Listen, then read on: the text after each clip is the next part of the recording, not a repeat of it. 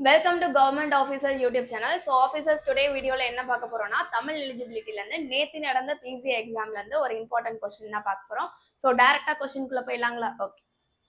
First என்ன சொல்லியிருக்காங்க, தன்மை ஒருமைனா நான் அல்லேன்னு அர்த்தம். அதாவது தன்மைனா என்னன்னா நம்மளை குறிக்கக்கூடிய சொல், ஓகேங்களா? அதுலயும் ஒருமைனா ஒருத்தர் குறிக்கக்கூடிய. ஸோ நான் அல்லேன்னு தான் கரெக்டான ஆன்சர், ஓகேங்களா?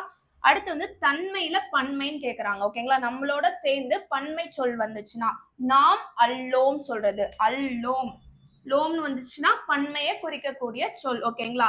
முன்னிலை ஒருமைனா நமக்கு முன்னாடி நிக்கிற பர்சனை நம்ம என்னன்னு சொல்லி கூப்பிடுவோம், நீ அப்படின்னு சொல்லுவோமா?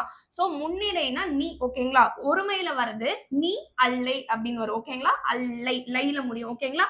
அடுத்து வந்து முன்னிலை பன்மைனா நீவீர் அல்லீர்னு வரும், அல்லீர், ஓகேங்களா? முன்னிலை பன்மைனா என்ன?